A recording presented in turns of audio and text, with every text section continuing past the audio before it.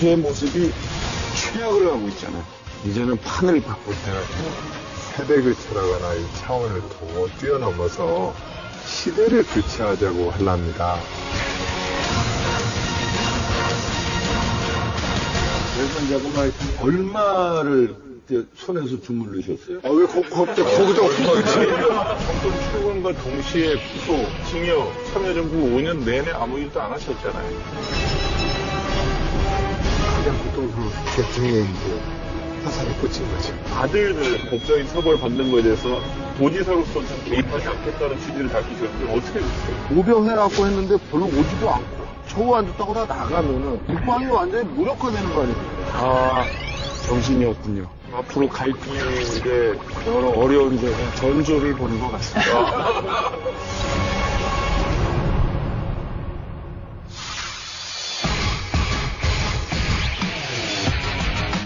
센 토크쇼 강적들. 2017년 19대 대선까지 428일 남은 지금 강적들에서는 지난번 대권 점령 특집 1탄 오세훈 전 서울시장편에 이어서 이번에도 센 2탄을 준비했습니다. 안으로는 민생경제, 밖으로는 국회 간부를 두고 젊고 신선한 비전을 제시하고 있는 두 분을 어렵게 모셨습니다. 남경필 경기도지사, 그리고 안희정 충남도지사, 어서 오십시오.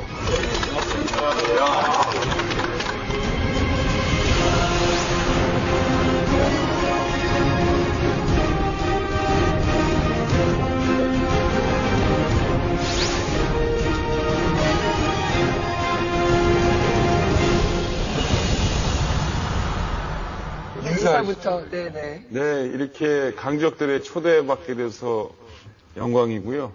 오늘 센 토크 걱정되긴 하지만 즐기겠습니다. 이렇게 뵙게 돼서 모두 반갑습니다. 네. 반갑습니다. 김용옥 선생님이 저한테 진지반스라고 하는 별명. 아, 네네. 진지반스. 오늘은 최대한 즐겁게 해줘도 방송을 하더라고요. 만나서 반갑습니다. 네. 이거 왜 적어요? 진지반스는. 아유, 외워야 돼. 외워야 돼. 이걸 왜 적어요? 나는 이런 말 들으면 굉장히 재밌어서 외우는데, 그래도 충청도 사투리가 조금 나오네요. 구수해 보이네요. 저는 매우 표준말을 씁니다. 근데 두 분이 지금 65년생 동갑이시잖아요. 뱀띠 맞죠? 띠는 달라요. 띠 달라요? 저는 용띠. 아, 용띠. 저도 용띠. 그죠? 아, 그래요? 5월생인데 어떻게 그러니까. 원래가 이제 64년 10월이 제 생일이에요. 옛날엔 그런 경우 많았어요. 두 분은 어떻게 부르세요? 서로 지사님 그러시나요? 아니면 어떻게? 공식 직함을 부르죠. 네, 거의 반말해요, 저한테. 물론 이제 사석에서는 말을 편하게 해요. 말을 편하게 가끔 이제 뭐 편하게 하는데 그래도 제가 지사님에 대한 호칭을 제가 빼놓은 적은 없습니다. 네. 남자분이 속으로 되게 기분이 나쁘셨나 보다. 호적상으로는 분명히 나보러 동생인데 나한테 반말한다. 오늘 이게 아니요. 풀린 거예요. 그렇지는 아니고요. 충청도 분들이 약간 보면 뒷말을 이렇게 흐리면서 반말인지 존댓말인지 안 하게 하더라고요. 근데 그게 오히려 친근해. 네, 정감이 있어요. 국정감사로 한동안 지금 정치권 시끄러운데 이제 국정감사 다 끝났지 않습니까? 역대 최악이라는 이 평가를 받고 있는 국정감사에 대해서 두 분이 한 말씀씩 평가를 좀 해주시면. 제가 한 20년 가까이 해봤잖아요. 네. 나와서 보니까 정말 형편없더라고요.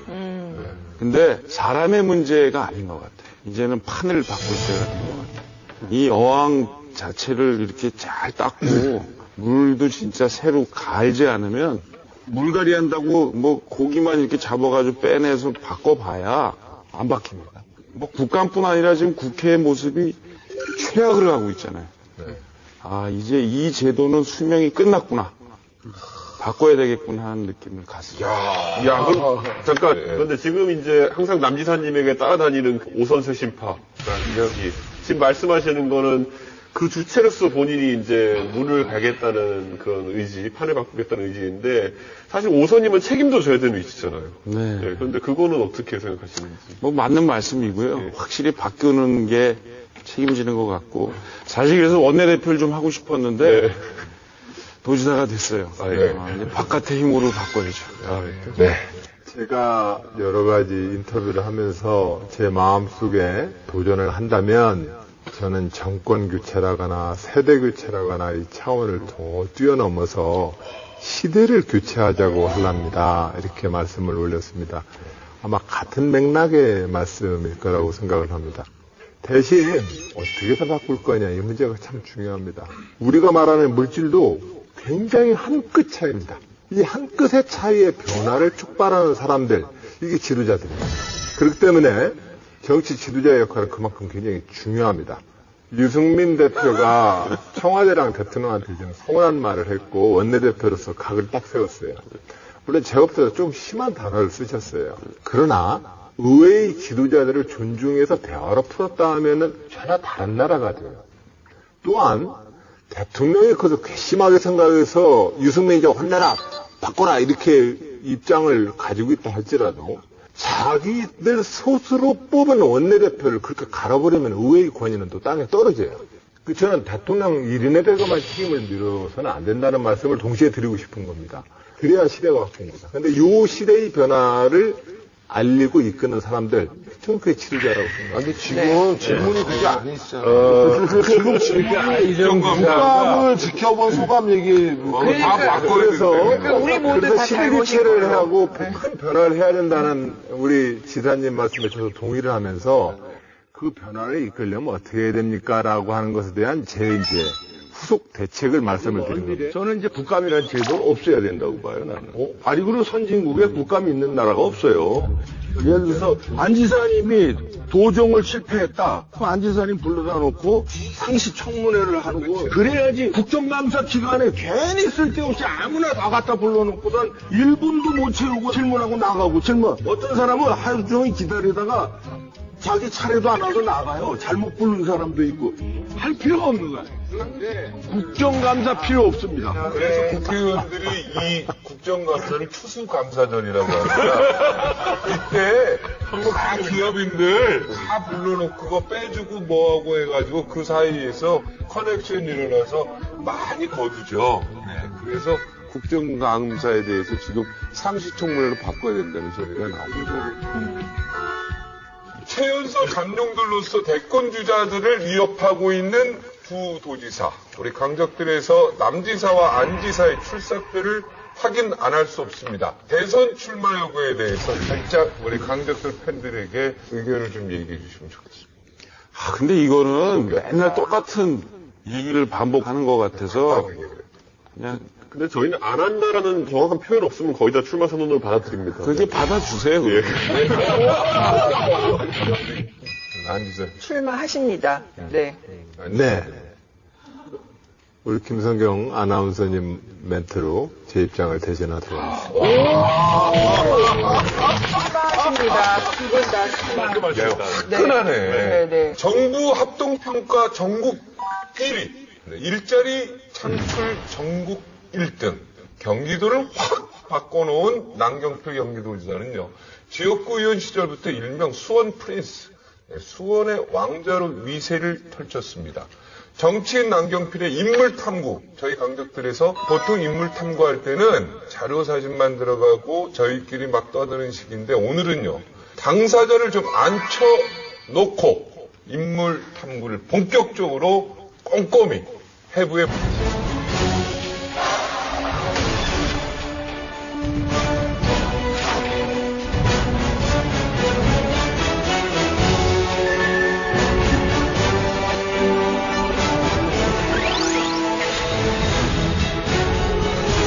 만 33세에 최연소로 국회 입성한 후에 수원에서는 최초로 5선까지 기록했던 남경필 도지사. 자, 하지만 정치 초년생에게는 2세 정치인, 부잣집 아들이라는 수식어가 늘 붙어 다녔었지요. 아버님께서 운영하던 회사가 경기 남부에서 가장 큰 그 운수회사입니다. 경남역에. 맞죠? 맞습니다. 네. 경인일보. 네. 쉽게 얘기하면 경기도 지역에서는 뭐 알만한 사람들은 다 아는 재벌집 2세입니다. 그 유치원 작품 발표할 때 되게 바이올린까지는 해요. 조금 있는 집 유치원에 바이올린을 해요? 좀 있는 집애들은 유치원 바이올린까지 해요. 리코더도 안 불었던 것 같은데, 저는. 아, 첼로 하셨다니까? 첼로를 그럼 잘 하세요? 지금은 못해요. 그때 잘하셨어요? 그때도 잘하려고 했는데 네. 제가 첼로를 그만둔 게 어디 학예에 나갔다가 완전히 거의 개망신 수준으로 연주하고는 활을 꺾었습니다. 금수저 시절 우리 때 계란 후라이 도시락 싸가고 가기 쉽지 않았을 때 계란 후라이 싸갖고 다녔죠. 계란 후라이 쌌죠. 그죠? 예. 계란 후라이 밑에다가 깔잖아요. 네. 남들이 이렇게 뺏어 먹을까봐. 네. 여기는 위에다 깔죠. 위에다 뺏어 먹어도 전혀 신경 쓰지 않아요. 그 시절이 드문 시절이었어요. 드문 시절이었어요. 네. 저는 먹어본 적이 없어요. 저도 뭐. 아니, 그러니까 계란 후에는 아버지가 먹는 거고, 맞아. 아버지 먹다가 조금 남겨주면 이제 아버지도 저도 집에 철물점을 했어요. 현찰을 만들 수 있다는 것이 일단은 유동성이 좋기 때문에 그렇게 어렵지는 않은 형편이었어요. 계란 먹었어요? 못 먹었어요? 계란을 저도 하도 먹고 싶어서 중학교 2학년 때인가 제가 운동부였었는데 그때 어머님께 부탁을 해서 나 계란 후라이 한 판만 먹고 싶다. 그래가지고 어머님이 네 손 풀어줄게 하더니 달걀 한 판을 사오셨어요. 네. 전기 후라이팬 그 동그란 거 있어요.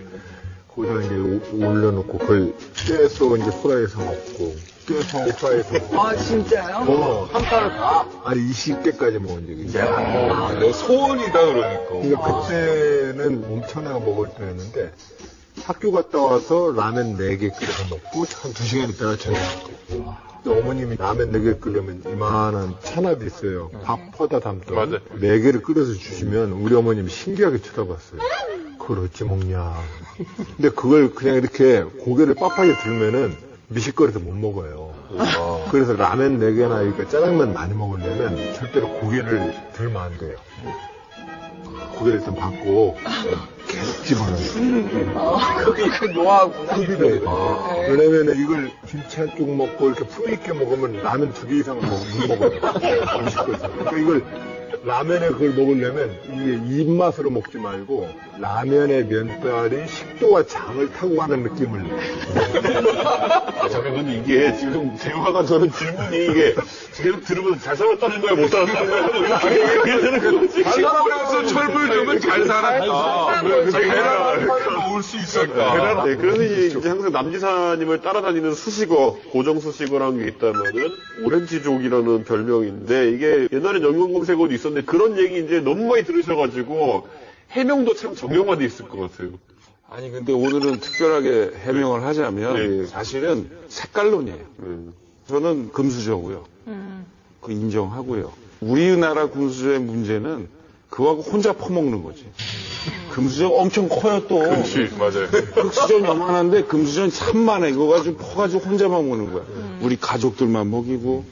근데 그 큰 금수저를 갖고 나눠 먹는데 사용을 하면 의미가 있지 않을까. 마치 미국의 루즈벨트 대통령처럼. 그리고 또 하나는 그 오렌지라는 별명은 언제부터냐 하면 한나라당에서 정풍운동. 그래서 막 이제 하니까 그때는 이제 한나라당이 색깔론이 정말 횡행하던 시기예요. 딱 너 빨갱이야 이러면 그 다음에는 깨갱 하는 시기인데 제가 막 뭐 당의 개혁을 얘기하고 막 이러니까 뭐 국가보안법도 이렇게 개정하자 막 이러니까 공격을 해야겠는데 저걸 빨갱이로 못 모는 거예요. 아, 그건 아니니까. 또 오렌지색으로 그러니까 색깔이 빨갱이도 아니고 노랭이. 이제 노랭이까지 뭐 안 가고 이제 오렌지 이렇게 오렌지가 노랗죠. 했던 것도 그 안에 숨어 있어서 대학교 다닐 때 나이트클럽 좀 하셨죠? 또 저기 나이트클럽. 어디 갔어요? 연대 앞에 갔고. 우산 속이라고 연대 앞에. 신촌 노타리. 교수님도 가셨잖아요. 우산 속. 거기서 만난 거 아, 그 레벨이 좀 아래고, 우산 속. 우산 속은 연대들은 다 가는 거고 스튜디오 80 가셨어요, 안 가셨어요? 가봤죠. 네, 그러면 오렌지예요. 아니 근데 이 문제에 대해서 아마 그때는 남지사님도 얘기했던 것처럼 당의 개혁을 요구했던 소장파 젊은 정치인에게 당의 개혁의 요구에 대해서 마땅찮게 생각했던 분들이 씌운 색깔입니다. 사실은 학창 시절과 현재까지 제가 교류하면서 봤던 남경필 지사는 충분히 우리 시대의 상식과 일반적인 서민과 중산층과 우리가 말하는 모든 곳의 그 고통과 아픔에 대해서 공감하려고 노력하는 정신. 짜고 나오셨어요?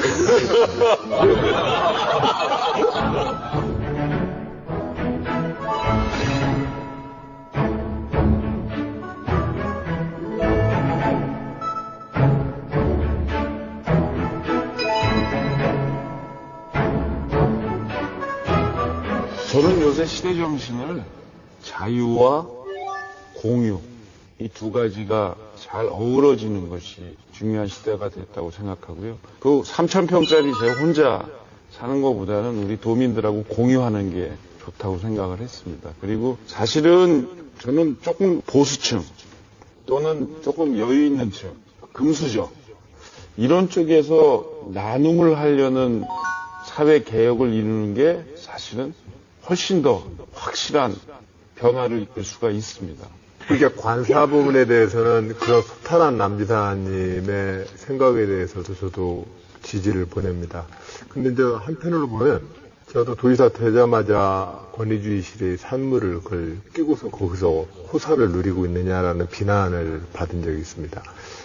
근데 아무리 생각을 해도 관사는 업무 공간의 연장이라고 보고 업무 공간의 연장에서 일할 수 있는 여건들을 퇴근 이후에도 갖춰줄 수 있는 시스템이 필요하다는 생각을 했고 관사라고 하는 공간 내에서 좀 더 우리는 효과적인 대화를 해낼 수 있습니다. 그런 점에서 관사를 공공 업무의 연장 공간으로 좀 봐주시고 관사를 운영하게 해주십시오라고 저는 부탁을 시민사회단체와 도민들께 드려서 나이스한 얘기예요. 아니 근데 저는 이 말씀을 들으면서 안 이사님하고 저하고 이렇게 추구하는 바는 비슷한데 다른 스타일이구나를 또 느끼는 게 사실은 저는 일과 시간 외에는 공적인 일은 안 하려고 하는데 확실히 스타일이 다른 거예요. 그러니까 이제 9to6는 저도 지키려고 하는 원칙이죠. 저도 6시 되면 무조건 칼퇴근을 해요. 칼퇴근을 하는데 하루에 보통 결제 서류 한 20-30개와 보고 서류 한 40-50개를 읽어야 돼요. 아침 수업도 회의와 공식 행사를 하고 나서 이 낮에 이걸 못 읽어, 실질적으로. 그러니까 이 서류는 어차피 집에 와서 읽을 수밖에 없어요.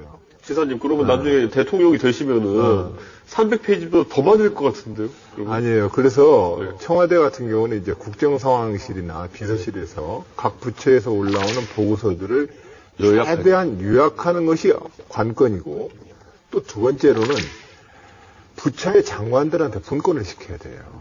청와대의 업무를 할지라도 그렇게 더 늘어날 수는 없어요. 더 늘어나면 안 돼요. 그러면 지사님이 시간 나실 때 어떻게 무슨 일을 하세요? 그러면 스트레스 해소랄까 어떻게 여가 시간 같은 게 좀 취미생활 있으시면? 같은 거. 네네네. 집에서 그냥 누워가지고 거의 잠자고 그다음에 책 읽고 그다음에 음악 듣고 그리고 자전거 많이 타고 돌아다니고. 집안일 어떻게 빨래, 뭐 설거지, 뭐 여러 가지 있죠. 화장실 청소 뭐 여러 가지. 그거는 저희 도우미 아주머니가 일주일에 3번 오셔서 해주세요.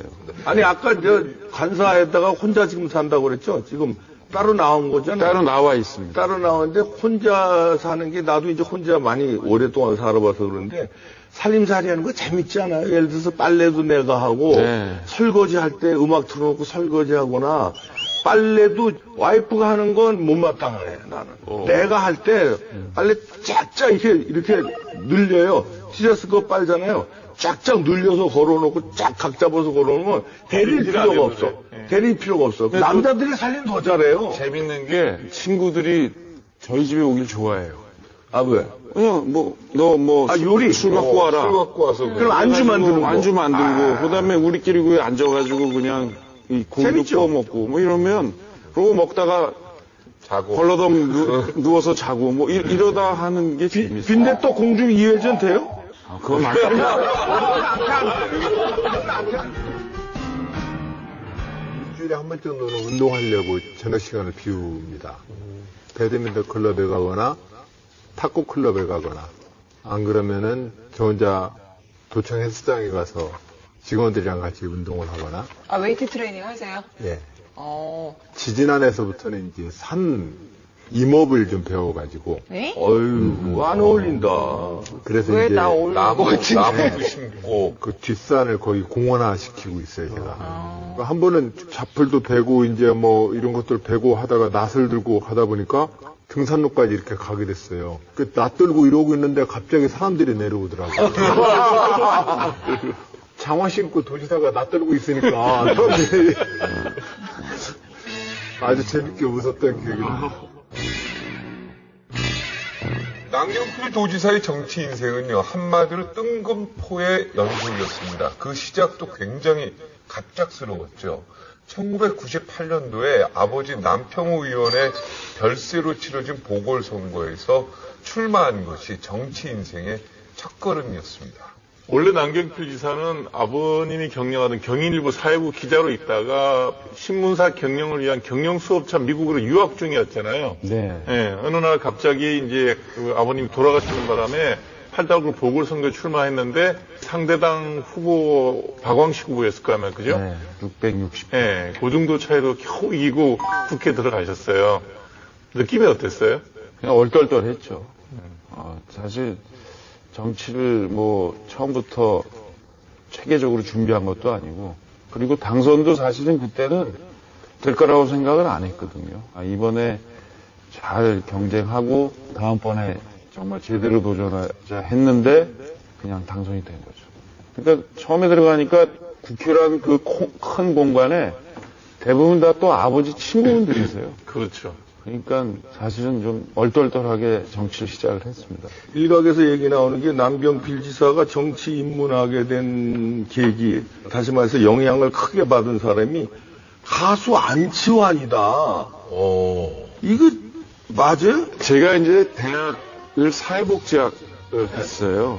순환이도 그렇고 저희 대부분 친구들이 사회사업, 사회복지를 하는 친구들이니까 당시에 80년대 초반에 우리 사회 아픈 곳에 대한 고민이 없을 수가 없죠. 특히 이제 시환이 같은 경우에 저한테 그런 얘기를 한번 하더라고요. 이 세상에 대한 고민을 하지 않으면 절대로 우리 세상이 좋아질 수가 없다. 자, 이건 무슨 밥 딜런이야?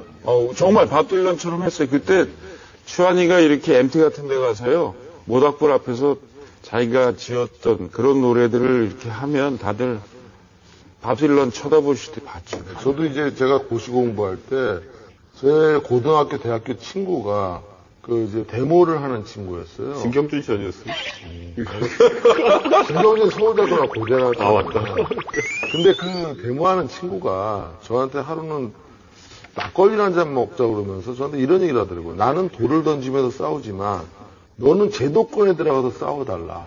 근데 저는 그게 저한테 굉장히 인상 깊었는데, 아마 안치환 씨하고 우리 남 지사님도 좀 그런 비슷한 관계 아니었나 싶습니다. 그래서 제도권에서 싸웠습니까, 좀? 싸웠죠. 뭐. 시환이가 그런 얘기를 하더라고요. 그 러시아의 그 저항 음악을 했던 운동가들은 노래를 못하게 하려고 이 목젖을 제거했다. 그런 탄압 속에서도 시대 정신을 일깨웠는데, 그거에 비하면 나는 훨씬 지금은 편한 상태에서 하고 있다. 이런 얘기를 듣고는 참 찡했죠. 그 이후에 이제 뭐 저는 한나라당 정치인으로 가고, 이 친구는 또 계속해서 그 노래패 활동을 해왔는데 가끔 만났어요. 제가 국회의원 하면서도 계속 만나고, 그러다 최근에 좀 몸이 아파서 암에 걸려서 투병 생활을 했거든요. 암 치료받을 때도 보고 했는데 굉장히 힘들어 했는데, 정말 대단한 정신력과 체력이에요. 완전히 완쾌가 돼서 최근에 경기도에 그 옛날 농대 있잖아요. 서울 농대 부지를 완전히 지금 새롭게 변모시켰는데, 거기 와서 공연하는데 만났어요. 근데 아주 건강한 모습이어서 정말 반가웠습니다. 자, 순탄할 것만 같았던 남경필 도지사의 정치 인생에도 위기는 존재했습니다. 2008년 정돈 의원과 함께 이명박 대통령의 친형 이상득 전 의원을 직접 찾아가서 총선 불출마를 요구했다가 묵살당했는데, 이 사건이 화근이 됩니다. 총리실 공직윤리지원관실이 남지사를 불법 사찰했다는 사실이 드러난 거죠. 사실 그 정두원의 난이라서 뭐 정두원 의원 같은 경우, 전 의원 같은 경우에도 사실 집권의 핵심 세력이었는데 집권하자마자 잘리는 그런 일이 벌어지게 되죠. 그게 정말 같이 의견이 맞아서 활동을 같이 하신 거예요? 처음에 가게 된 거는 제가 누구하고도 상의를 하진 않았습니다. 그리고 혼자 갔어요. 사실은 혼자 가기가 좀 무서웠죠. 후달려서 집권 초기인데. 그렇죠. 그래서 제가 동네에 정말 친한 형이 있어요. 그 형하고 같이 차를 타고 포항까지 갔어요. 그러면서 이런저런 얘기, 긴장도 풀려고. 이상득 당시 부의장님 그 지구당에 그냥 통보도 안 하고 갔거든요. 갔는데 뭐 한 9시쯤 돼야 선거운동 마치고 들어오신다고 그러는데 벌써 사람들이 확 줄을 서 있는 거예요. 기다리고 이제 했더니 들어오시자마자 저를 딱 보더니 남경필 여기까지 왔어? 무섭네? 그러더니 저를 방 안으로 같이 들어가자고 그러시더라고요. 줄 다 서 있는데 싹 제끼고 들어갔더니 왜? 나 출마하지 말라고? 그래서 그렇습니다. 출마 안 하시는 게 대통령을 위해서도 그렇고 특히 우리 부의장님을 위해서도 좋습니다. 안 하시는 게 모두를 위해서 좋습니다. 했더니 이제 거절을 당했죠.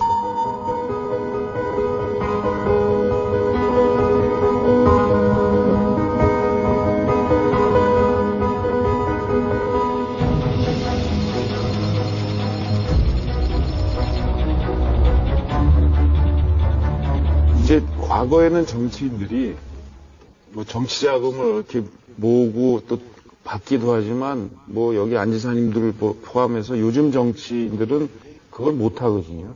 그러니까 부인들이 뭔가 사업을 하는 경우들이 많습니다. 그리고 거기서 이제 수입한 거를 이제 쓰기도 하고 하는데요. 그 과정에서 이제 저희 헤어진 전 집사람 문제를 이제 집중적으로 팠던 거죠. 그때 공통적이었어요. 아주 대드는 거에 대장격인 저 정두원 의원, 정태근 의원의 똑같은 그 부인들 업체를 다 이렇게 죄송합니다. 네, 그리고 뭐 심지어는 미행도 하고요. 그리고 정말 나빴던 건 이런 겁니다. 그때 이렇게 보면 당시에 이 사정 라인이라고 하는 검찰, 뭐 경찰, 국정원, 또 국세청 여기에 이상득 부의장님을 모셨던 박영준 라인이라고 하죠. 그 라인이 뭐 요 중간 정도에 이렇게 포진을 해서 눈을 가리는 거죠. 네, 그래서 저렇게 싸웠는데요. 3년 걸려서 판결을 받았습니다만 하여튼 그것이 국가적으로 잘못됐다는 판결을 한 거기 때문에 저로서는 간신들이 판을 치는 건데 만약 대통령 되면 이제 그런 짓은 안 하실 거죠. 밑에 사람들. 절대 못하게 하셔야죠. 그러면은 전 부인 입장에서는 어떻게 보면 남편 뒷바라지하기 위해서 또 사업을 했는데 그런 일까지 당하셨으면 그게 약간 이혼의 계기도 될 수 있었을 것 같은데요. 네, 그때 사실은 굉장히 고통스러워했고요. 그때 이제 몸무게가 확 빠지더라고요. 그래서 정말 30kg대까지 몸무게가 빠져서. 네. 30kg요? 네. 전 부인이요. 네. 워낙 이제 정치인의 부인을 하기를 사실은 어려워했던 그런 사람인데요. 이 일을 계기로 해서 정말 이제 힘들어졌고, 뭐, 참. 그렇겠다. 네, 힘들었습니다. 그것 때문에 이혼하셨나요? 아니, 뭐 계기가 될 수 있지. 뭐 그것만은 아니고요. 그렇지만 뭐 개인 이혼의 문제는 뭐 100가지가 넘겠죠. 그렇죠. 그러나 그렇죠. 가장 큰 것 중에 하나는 정치인 부인의 삶을 즐기거나 또 이렇게 하는 성향은 전혀 아니고 굉장히 힘들었어요. 제가 굉장히 이것 때문에 개인적인 질문이라서 조심스러운데 이혼에 대해서 좀 물어봐도 되겠습니까? 네. 첫째, 이혼을 한 게 도지사 선거가 끝나고 나서 발표가 됐는데 네. 실제로는 그 전에 하셨죠? 아닙니다. 그러면 도지사가 되고 나서 이혼 절차에 들어갔습니다. 그러면 사실상은 이제 그 이혼에 대해서는 합의는 그 전에 돼 있었던 건데 혹시 그 도지사 선거 때문에 일부러 시기를 늦춘 거 아닙니까? 사실은 저희 전 집사람이 그냥 국회의원 부인까지는 그런데 도지사 부인 이 이후에는 자기는 도저히 감당할 수 없다. 그래서 도지사 출마하는 과정에서도 굉장히 많은 대화를 했어요. 그래서 운명에 맡기자. 그래서 도지사가 되면 이혼하고 도지사가 안 되면 그때 그건 다시 판단하자. 이런 얘기를 했거든요. 그래서 그러면 두 번째 질문 들어갈게요. 일설에 의하면 뭐 남지사님이 바람을 펴서 이혼했다. 남지사님이 바람을 펴서 이혼했다. 이런 얘기가 좀 있어요, 솔직히. 네. 꼭 뭐가 물어보고 싶어요. 그렇지 않습니다. 그거는 뭐 아니라고 얘기하는 것 밖에는 제가 뭐 말씀드릴 게 당연히 없고요. 아니라고 말씀하시고. 아니, 바람이야 계속 오는데 바람은 쐬야지. 그리고 아마 그 부분은 제가 이 이혼하는 과정에서 정말 이혼을 결정하게 된 저는 반대를 했습니다. 계속 이제 이혼하자는 집사람의 요청이 있었는데 마지막에 제가 이제 그것을 해야 되겠구나 받아들이게 된 이유가 저희가 26, 25에 결혼을 했습니다. 네, 헤어진 게 25년 결혼 생활을 했어요. 그러니까 황혼이혼이에요, 저희는. 쉽게 얘기하면. 근데 25년 동안은 부모님 밑에서 부모님 이름으로 살았고 결혼해서 25년 동안은 당신 이름으로 살았는데 남은 25년은 내 이름으로 살고 싶다. 이해가요. 저는 이제 우선 그러나 본인에게는 굉장히 아픈 시간이거든요. 그 가족에게는. 남경필 지사의 이런 그 프라이버시와 개인사에 대해서 공적 삶을 살기 때문에 우리가 논의를 해야 된다는 거에 대해서 는 반대예요. 사적으로 좀 구린 데가 있으시네요. 미리 쉴드 치시네요. 우리가 그래야만 직업 세계가 각자 우리 사회에 우리 모두 다 인격적으로 완전하지 못한데 오로지 정치 지도자들과 사회 공격사하는 사람한테 완전한 인격체라고 자꾸 씌워놓기 때문에 우리 사회가 자꾸 허위시생이거든요. 그렇죠. 맞아요. 그렇기 때문에 일반적으로 저는 정치 의제를 인격과 도덕률과 항상 연동시켜버리면 정치 혐오감이 나요. 그래서 믿을 놈 아무도 없어 이렇게 되거든요, 결론적으로.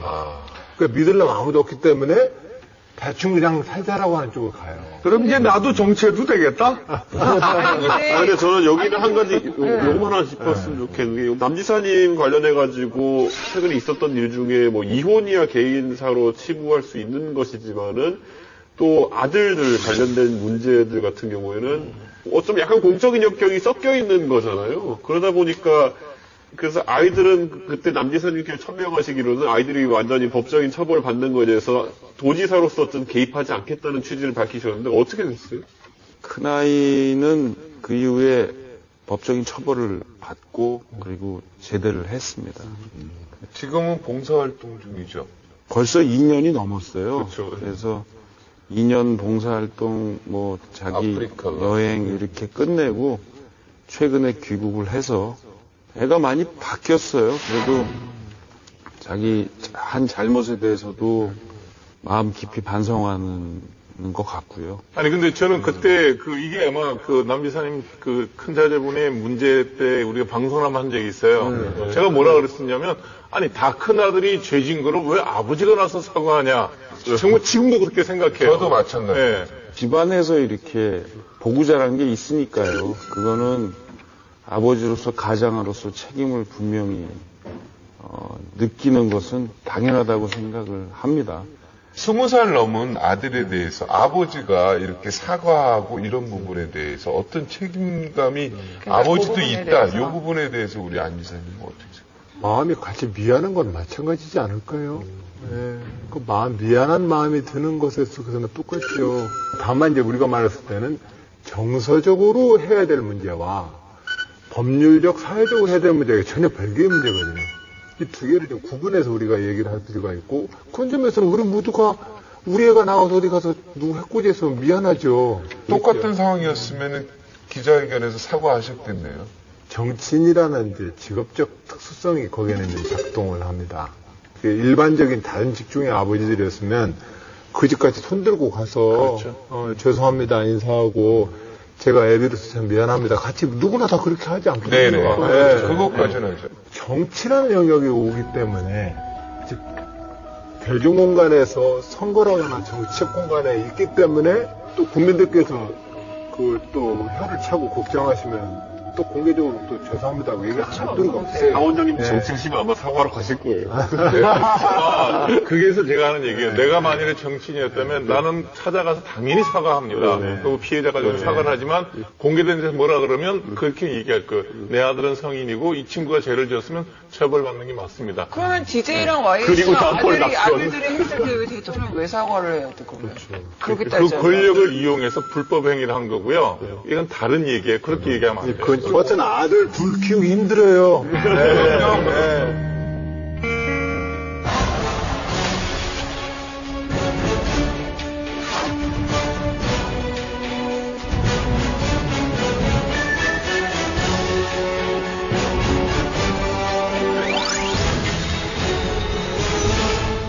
시사저널 선정 차세대 리더 평가 1위. 진짜 시사저널에 차세대 리더 1위 이렇게 딱 나왔어요. 제가 15위예요. 네.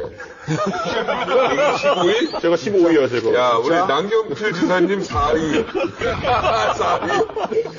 시사저널 선정 차세대 리더 평가 1위 확인했습니다. 리얼미터 9월 광역자치단체장 평가 6개월 연속 1위. 네, 충청남도에서 불어오는 바람이 심상치가 않습니다. 돌풍을 일으킨 안희정 지사의 인물 탐구 함께 빠져보시죠. 나 웃겨서 못하겠어. 뭘 빠져. 왜 이래? 혼자 빠져. 왜 그래요? 오늘 모시기 아니, 내가 모셨다 그러면 되는데, 뭘 빠져, 모시죠. 오늘 탐구 한번 빠져보자고 전할 줄 알았어. 계속 바꿨어요. 왜 그래요? 아니, 아까 남지사 소개할 때하고 다르잖아. 아, 그래요? 거기도 빠지자고 그래야지. 거기 그냥 대충 넘어가고. 들어가 보자고. 자, 충남 논산에서 태어난 안희정 도지사. 자, 이름에 얽힌 사연이 재미있는데요. 당시 박정희 정권의 계엄령이 선포된 시기였는데 아버지가 박정희의 정자와 희자를 바꿔서 희정이라는 이름을 지었다는 설, 저희 강적들 통해서도 말씀을 드려본 적이 있는데요. 사실인가요? 예, 저희 집안이 희자돌림입니다. 희자돌림인데 그 당시에 박정희 대통령이 된 것이 63년도에 됐죠. 제가 이제 64년도에 태어났으니까. 그래서 희자돌림에다가 박정희 대통령 이름자를 그냥 뒤집어 넣으라 그렇게 얘기를 한번 하시더라고요. 그러니까 아버님은 박정희 대통령을 좋아하셔서 그렇게 희정을 붙은 거예요? 63년 박정희 대통령이 선택되었던 것들은 국민들한테 일정적으로 공감이 있었던 거 아닐까요? 그럼. 네. 그래서 박정희 대통령을 존경하십니까? 이름자가 그래도 거꾸로 돼서 저기니까. 관련이 있으니까. 존경한다라고 하는 표현을 쓰기는 좀 어려워요. 역대 대한민국을 이끌었던 모든 지도자들의 저는 일관되게 그분들을 대한민국의 지도자로서 존경할 것입니다. 그러나 그분의 이제 여러 가지 헌법에 유린 상황이라든지 실질적인 법률을 위반해서 인권을 유린했다든지 뭐 이런 문제들은 민주주의자로서는 도저히 존경한다고 표현하기는 어렵습니다. 모두에게 제안합니다. 그 시대의 공은 공대로 평가하더라도 우리가 역사적으로 민주주의의 역사에서 정치 지도자들을 평가할 때는 그 헌법 정신과 가치대로 좀 평가했으면 좋겠습니다.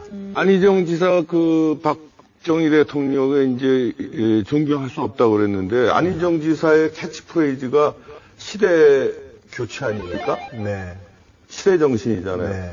그 얘기는 뭐냐면 시대를 교체한 과거의 지도자도 존경해야 돼요. 왜냐하면 5.16 혁명으로 인해서 그 과거의 시대를 박정희라는 한 인간이 시대를 교체했고요. 그 다음에 우리가 이렇게 세계 뭐 국력이 12, 11위, 13위 이렇게 한다는 거는 그거는 인정해주고 존경해야지. 그게 시대 정신이고 그게 말하면 포용이고 그게 한 시대를 넘어가는 거예요. 여기서 종집을 찍어야지 언제까지나 진보도로 박정희 대통령을 폄하하고 그걸 어떻게 감정? 존경해야지. 안 지사님 말씀하신 거 굉장히 스마트하게 조리 있게 말씀을 하시잖아요. 그런데 안 지사님이 집안에서 가장 공부를 못 하셨다고 해요.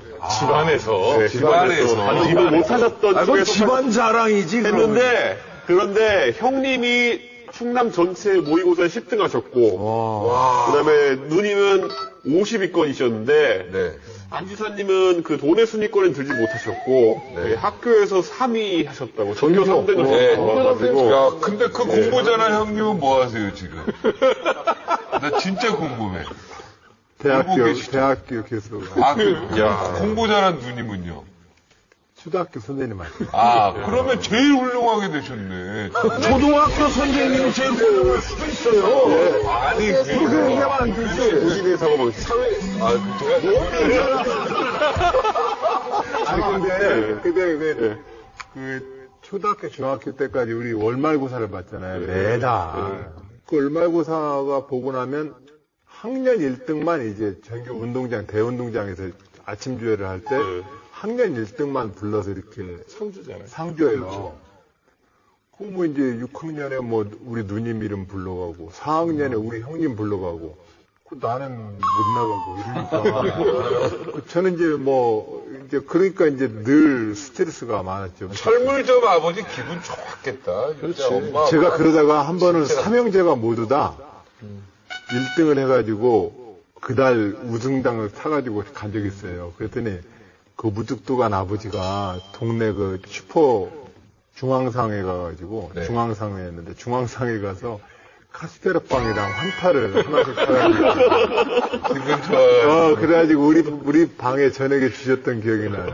근데 저는요, 정치는 1등이 아니었으면 좋겠어요. 1등 한 사람이 아닌 게 더 맞는 것 같아요. 김성경 아나운서님의 1등을 한 사람이 아니었으면 좋겠다라고 했던 말씀에 공감합니다. 정치란 직업은 사실은 지 잘난 맛으로 하는 게 아닌 것 같아요. 지금 이거 혹시 이 말씀이 반기문 총장을 부정하시는 건 아니죠? 왜 거기도 1등만 하신 분이니까 떠오르는 게 그거라가지고. 아버님 살아계세요? 안 살아계세요? 아버님 돌아가셨어요? 아버님, 어머님 다 돌아가셨어요. 아니, 다 살아계시고. 지금 정신이 없는데, 우리 지사님도 연대 간 거 보니까 연대 사회복지학과는 공부 잘한 것 같지는 않다 보니까. 그건 사회복지학에서 화내요. 아, 그런 거예요? 근데 어떻게 이렇게. 아니, 나는 잘하는 그렇게 거죠. 따지면 그 정도면. 박정진의 고가 고대 영문과 나온 게 도저히 이해가 안 가죠. 아니, 저는 진짜 유감. 여기서 하나 바꾸고 싶은 거는 신문에 왜 입시하면 서울대, 법대, 무슨 의대, 이거를 점수를 내놓고 맞아. 이거 아닌 사람들은 다 무슨 실패자처럼 맞아요. 쭉 서열화 해놓고 이거 좀 바꿨으면 맞아요, 좋겠어요. 맞아요. 사실은 하는 건 안 좋은 우리가 국영수 중심의 서열을 등수를 나누기 때문에 그러거든요. 근데 저 학교 다닐 때 뒷산에만 가면은 참새와 메추리알을 귀신 있게 둥지를 찾는 친구가 있었어요.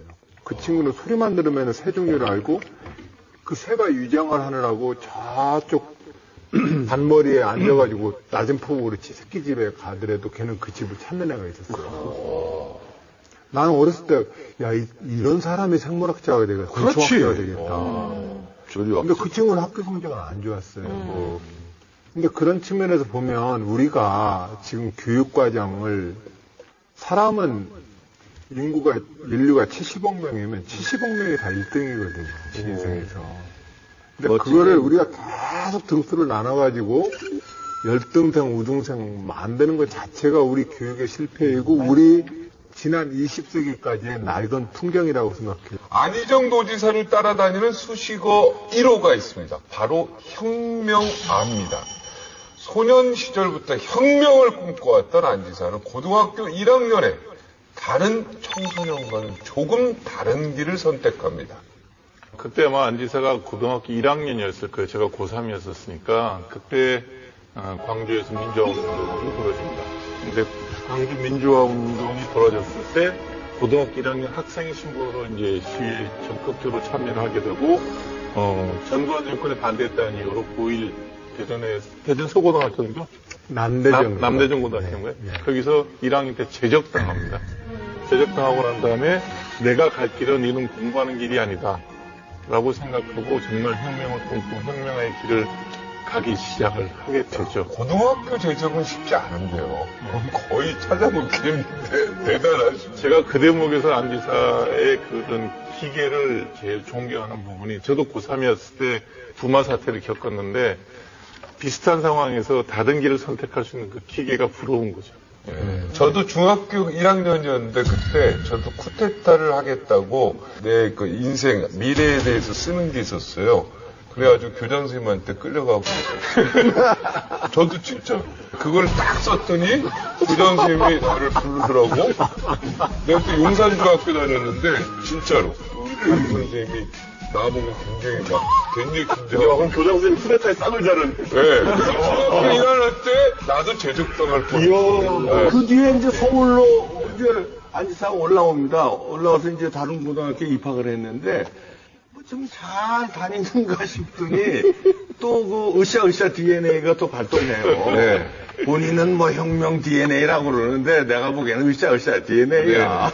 그래가지고 대학가를 또 어슬렁거리다가 여기서 또 잘려요. 네. 자퇴를 했다고 그러더라고요, 여기서. 네, 스스로 자퇴. 두 번째 고등학교에는 3개월 만에 자퇴를 했는데. 자퇴를 했어요. 예, 자퇴를 했는데 그랬던 이유는 아버님이 고등학교를 꼭 가야 된다고 하도 저를 강권하셨어요. 그래서 그 권역에서는 다시 고등학교를 갈 수가 없으니 그럼 서울로 주소를 옮겨서 서울로 가라. 이래가지고 이제 아버님 말을 순종한다는 취지에서 아버님을 일단 받아들였어요. 그 이야기를. 근데 제 마음에는 일단은 입학하는 것까지는 아버님 뜻을 따르고 한두 달 다녀본 다음에 부모님께 다시 설득을 해야 되겠다는 생각으로 두 번째 고등학교를 갔습니다. 그래 자퇴하는데 아주 또 그 나이에 또 어울리지 않는 얘기를 합니다. 안지사가 권력에 아부하는 지식은 되지 않겠다. 자퇴의 교훈을 이렇게 남기고 근데 이제 그때 금호동에서 형 누나하고 같이 자취를 했다고 그래요. 그런데 이제 학교를 못 가니까 그 자취방에서 혼자 이제 그 어린 나이에 두 번째 학교를 6월 4일이에요. 기억도 나요. 6월 4일 날 이제 부모님을 설득을 해서 어머님, 아버님 제가 삐뚤어지지 않고 비행 청소는 안 되고 열심히 제 인생을 살아볼게요. 그리고 부모님이 원하시면 대학도 갈 터이니 제가 생각한 대로 좀 제 뜻을 따라 주십시오. 고등학교는 그만 다니겠습니다. 예. 그래서 이제 부모님을 설득해서 부모님이 네 뜻이 정 그렇다면 그래라. 그래가지고는 이제 교무실에 오셔서 자퇴도장을 찍어주셨어요. 아, 근데 부모님도 대단하시네요. 자퇴해서 지금 스스로 이렇게 도장을 찍으신다는. 그러니까 제가 부모 되고 하니까 부모님이 얼마나 어렵겠는가. 오죽했으면 어머니가 많이 드셨어요? 그렇죠. 그래서 이제 그날 도장을 자퇴 교무실에 찍고 나오는데 성남고등학교가 원래 그 육사 많이 보내고 야구 잘했던 학교. 네, 맞아요. 마침 그때 어느 교실에선가 국어책인가 영어책을 함께 읽는 소리가 들렸어요. 수업 중에.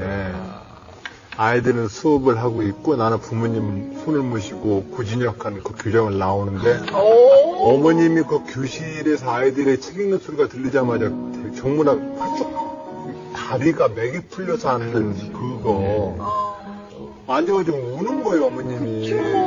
딴 애들은 저를 그러니까 봤는데 애야 너는 저렇게 애들 다 학교 다니는데 너는 왜 안 다니려고 그러고 울면서 빨리 다시 가라고. 그래서 이제 그 어머님을 붙들고 어머니 내가 약속했잖아요. 어머니 내가 뜻한 길이 있으니 어머니 나를 믿어주시라고. 그래서 이제 어머님을 모시고 나왔던 기억이 나요. 근데 혁명을 한다고 했는데 뭐 혁명을 어디 또 어디서 해야 되는지도 모르겠고. 그게 뭐 이제 제1교회 박희규 목사님이 하는 뭐 이제 청계피복노동조합 있는 그쪽도 이제 기웃거리 보고 뭐 대학가도 국풍 80일 반대운동 그 연도 국풍 80일 유인물도 뿌리러 다녀보고 뭐 학내 시위도 이제 같이 동참해보고 하는데 나는 여전히 대학생도 아니고 노동자도 아니고 아무것도 아닌 어중쩡한 상태로 계속 고등학교 중퇴자. 네. 그러면서 한 2년 정도로 보내놓으니까 이거 안 되겠더라고요. 이 상태로는 안 되겠더라고요. 그래서 학생운동을 이제 해야 되겠다 싶어서 대학 졸업했어요. 남지사님은 혹시 학창시절에 해봤던 가장 큰 반항이 뭐였어요? 근데 저는 안지사님이 네. 이렇게 시대를 치열하게 살았던 분들에 대한 부채의식이 있어요. 그래서 저는 이런 마음을 가는 남지사가 가장 훌륭한 정치인이라고 생각합니다. 아니, 그건 시대를 받아들이는 것은 각자의 시점이 다르기 때문에 그건 누가 먼저 받느냐는 중요하지 않아요. 근데 이걸 공감할 수 있는 거예요. 저는 그래서 우리 세대가 저는 자랑스러워요. 그러면 이참에 두 분이 힘을 합치시죠. 네, 우리는 지금 합치고 있고 힘을 모으고 있어요. 오늘도 봤어요. 같이 나왔잖아. 근데 안지사님이 또 하나 사실은 더 놀라운 건 뭐냐면요. 저희 386 출신의 정치인들이 많이 들어오셨는데 정치권 들어와서는 성장을 좀 멈춘 것 같다라는 생각을 들게 하는 분들이 많아요. 근데 우리 안지사님은 이 어린 시절에 이러한 치열한 고민과 실질적인 문제 해결의 이 해법, 여기에 대한 계속된 고민 이런 것들이 그래서 제가 우리 안지사님 좋아해요. 그래서 유력한 대선 존경합니다. 후보로 네, 지금 감사합니다. 거론되는 거 아니겠습니까? 1994년 지방자치실무연구소 사무국장 제1을 수락하면서요. 정치적 동반자인 노무현 전 대통령과 만납니다. 이후 2002년 노무현 대통령의 대선 승리와 참여정부 출범에도 기여하게 됩니다. 그 당시에 이광재 전 강원도 지사죠. 이광재 지사와 함께 좌희정, 우광재 이렇게 불리면서 이제 그 큰 일을 같이 했었는데 실제로는 정권 출범과 동시에 구속, 징역, 그리고 참여정부 5년 내내 아무 일도 안 하셨잖아요. 심지어는 대통령 취임식에도 전혀 가지도 못했다 그런 얘기 들었는데 안 갔나요? 못 갔나요? 못했죠. 예, 공직도 하고 싶었지만 할 수가 없었고 취임식 때도 이제 거의 못 갔죠. 예. 다 감옥에 계셨죠? 아니, 취임식 때는 밖에 있었는데 안 갔어요. 제가 이제 대선 자금의 그 실마리나 내지는 첫 도입부가 됐었던 이제 나라정부로부터 불법 정치자금을 수수했다라고 하는 것이 18일 대통령 선거 한 일주일 전에 터뜨렸어요. 그러니까 이제 민주당의 어떤 노무현이라는 큰 어떤 정권 재창출의 그룹이 있다면 제 등에 이제 화살이 꽂힌 거죠. 그러니까 이제 그 몸을 하고 쫓아갈 수는 없잖아요. 하여튼 그것은 함께 가는 모든 분들께 다 부담이 되는 일이니까 저는 이제 청와대를 갈 수가 없었죠. 나라정금 얘기 나와서 그러는데 대선 자금을 하여튼 이제 관리를 하셨잖아요. 안 지사님 그 당시에 얼마를 이제 손에서 주물르셨어요? 솔직히. 그때 기소 금액이 80억인가 그럴 겁니다. 근데 실제로는 어느 정도?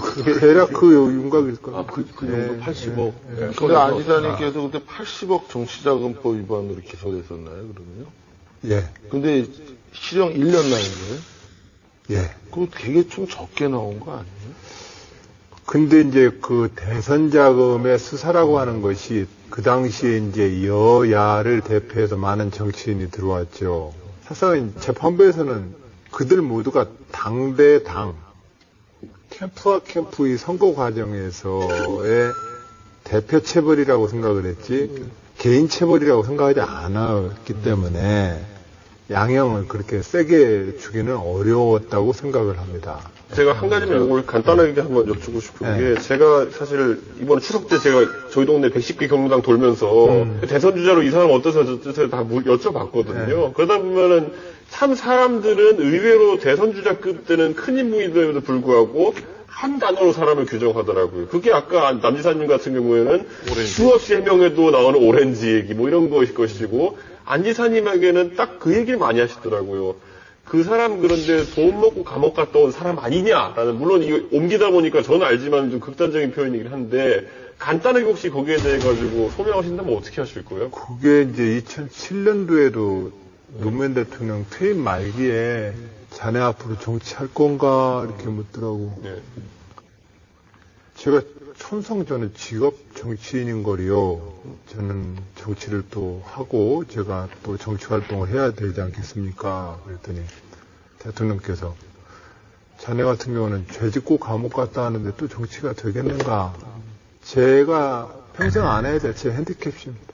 또 이제 제가 가지고 있는 대선 자금의 전과에 대해서도 그것이 개인 비리냐, 대표 체벌이냐 이런 부분이 논쟁이 있어요. 물론 그런 점에서 대표 체벌이기 때문에 제 잘못이 하나도 없었다고 저는 얘기할 수 없다고 생각해요. 저도 잘못한 게 있어요. 그래서 제가 재판부에서 재판을 할 때 그렇게 얘기했어요. 옛날에 그 관행적인 돈싸움 하던 대선으로부터는 이 정도로 하면 저도 좀 깨끗하게 치렀다는 생각으로 하긴 했으나 저도 잘못이 있습니다. 그래서 저를 그냥 무겁게 처벌하십시오. 그렇게 하고 최후 진술을 했어요.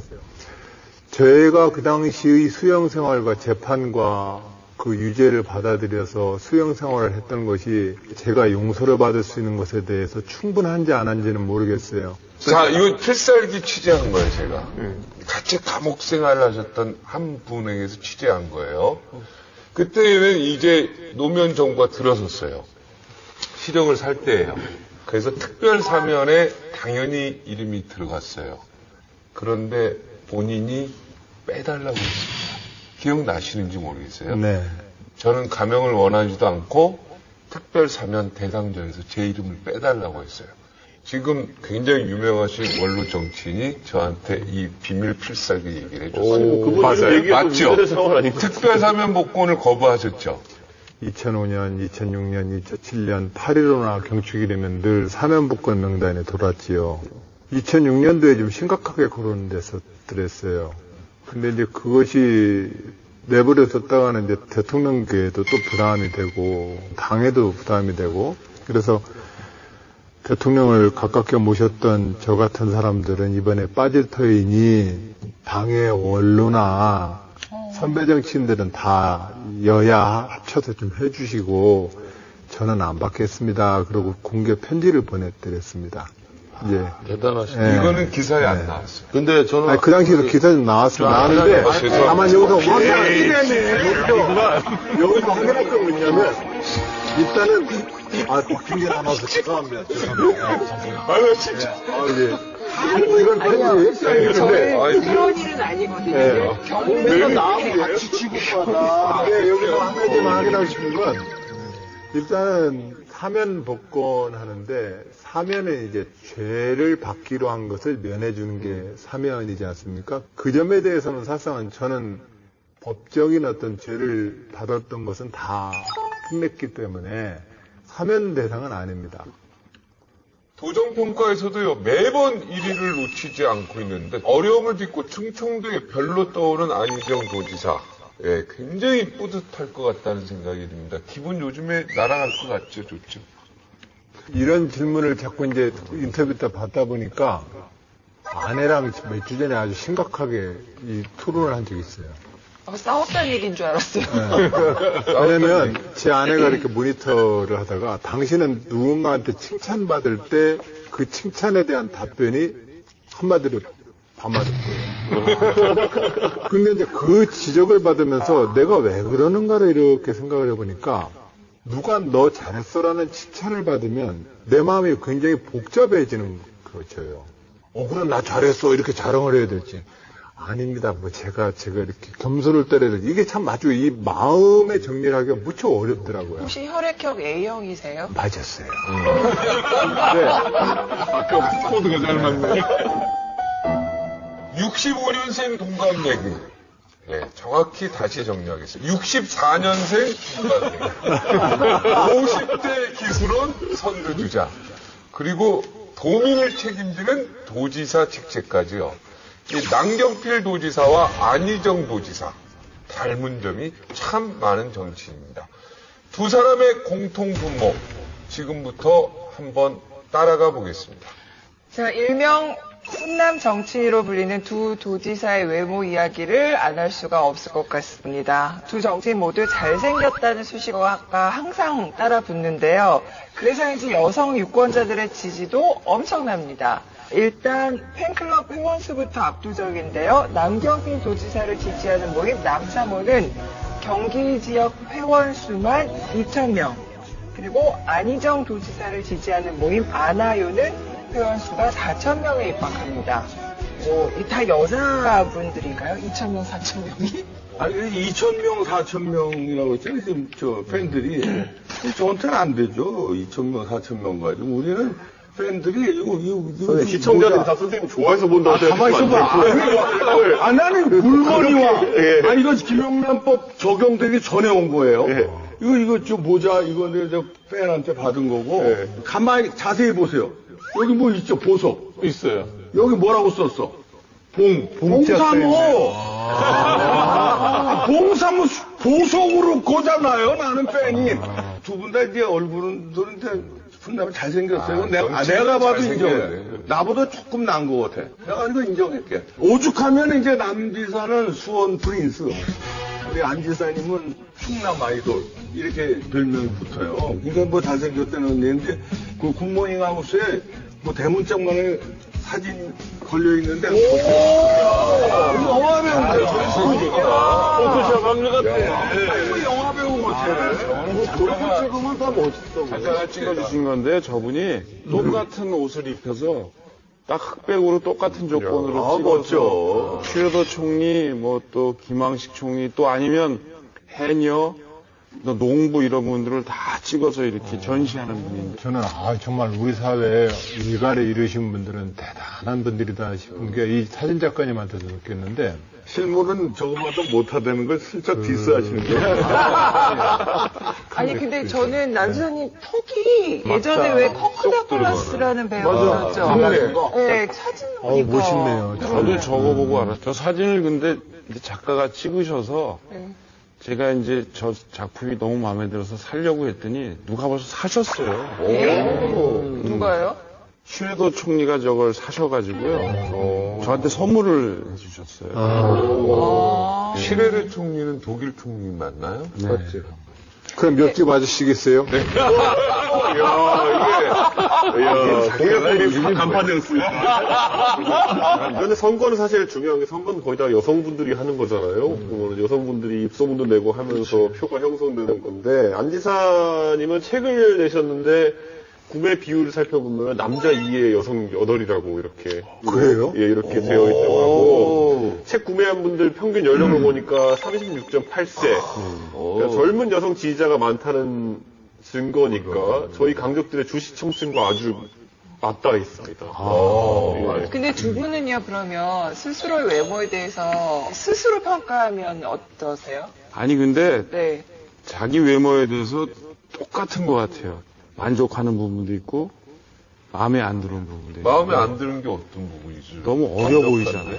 아니, 그게 뭐냐면 저는 재벌이에요. 아니, 정치인들한테는 별로 좋지 않습니다. 예, 맞아요. 그럼 흰머리로 염색을 하세요, 그럼.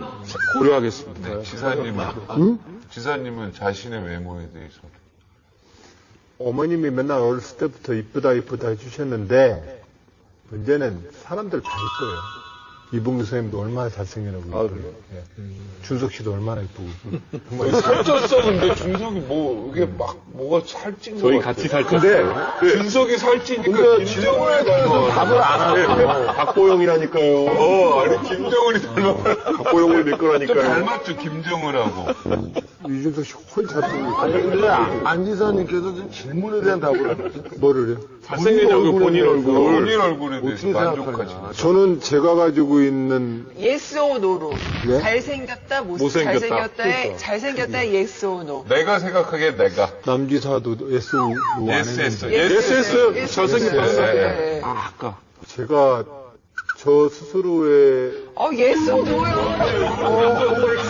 아까 아내가 얘기했던 말 생각하면서 점점 뭐 이러고 다른 생각하지 말고 내가 잘생겼다 못생겼다. 나 예. 잘생겼다. 알겠습니다.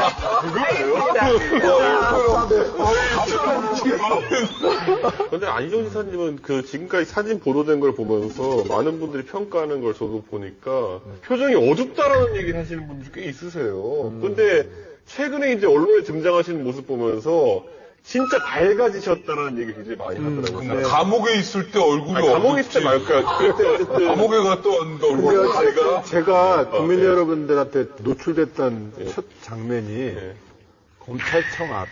그러니까요. 그걸 기억하시는 분들이 많더라고요. 그때 정말로는 플래시 세례의 폭풍이라는 것을 왕 나오는데, 근데 이제 거기서 잡혀가는 사람이 무슨 표정을 짓겠어요.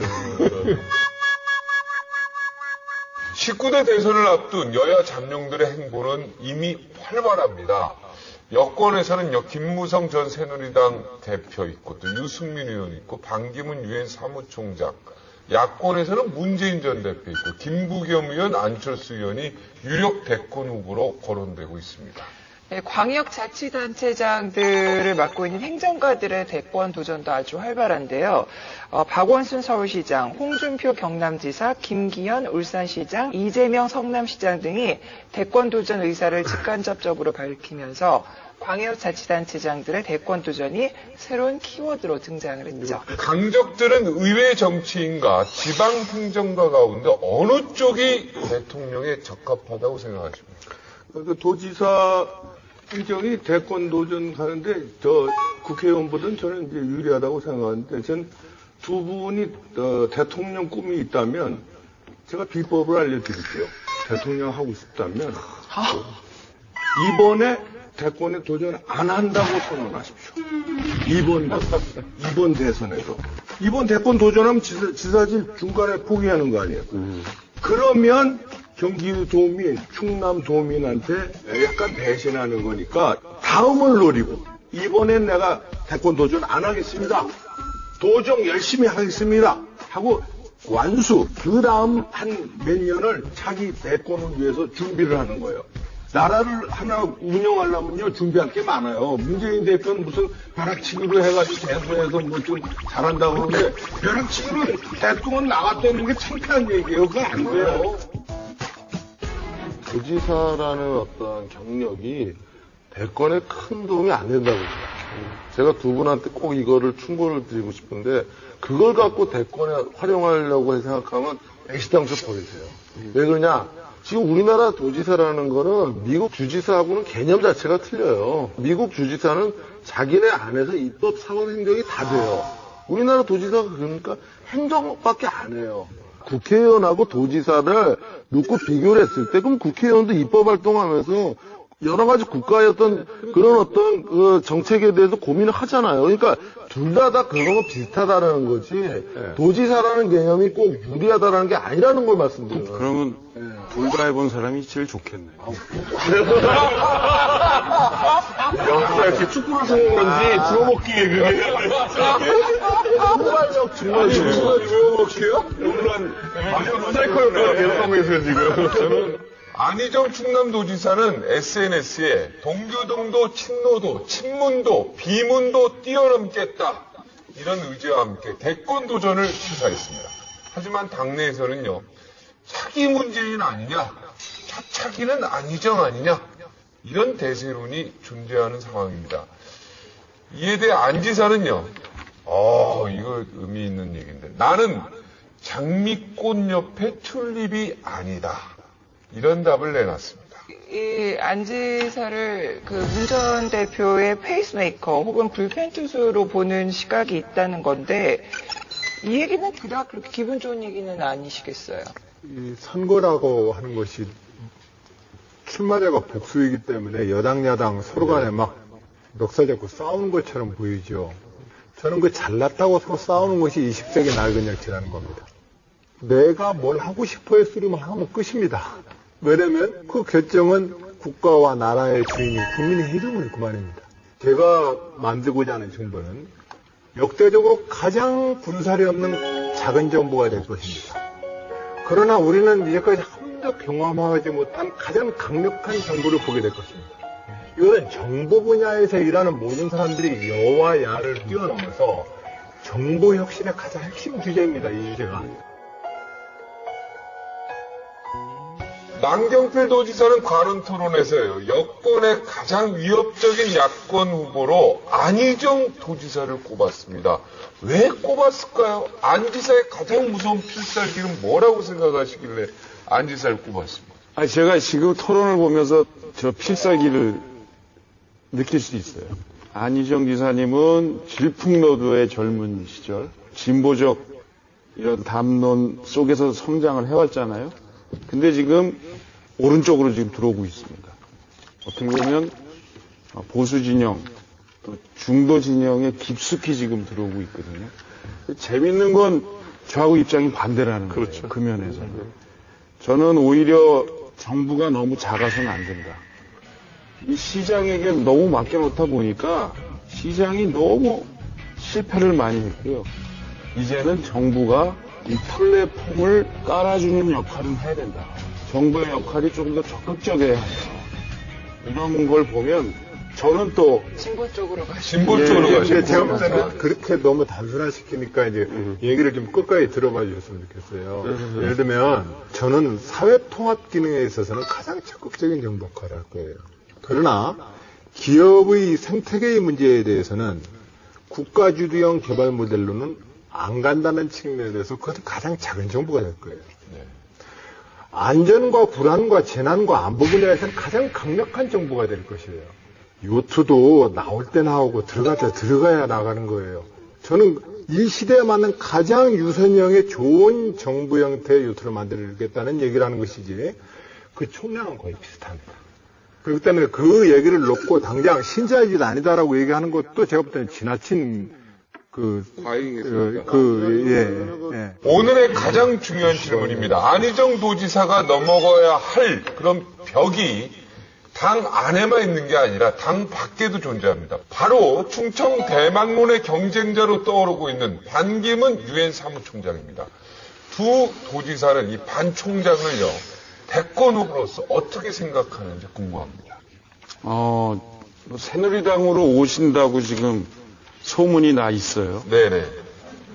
오셨으면 좋겠습니다.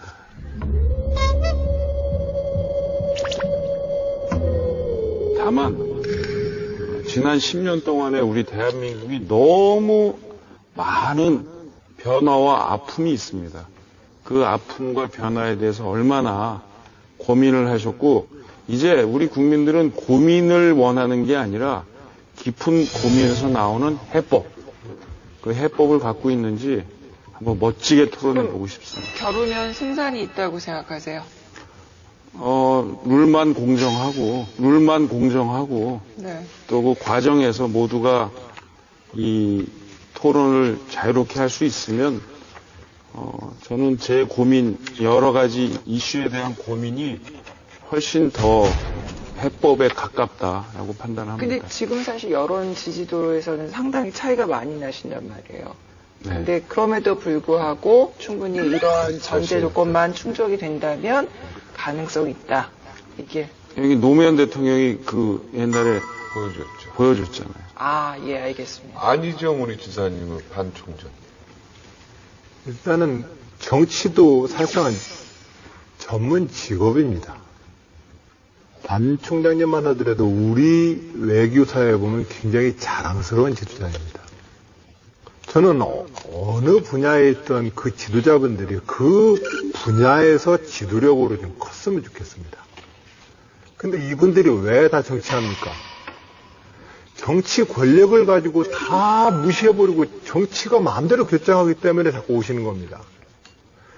이번에 대우조선 때 보십시오. 정치권의 결정은 다 해놓고 은행장이 책임집니다. 이렇게 하면 금융의 지도자들은 안 억울합니까? 억울하니까 정치하게 돼 있습니다.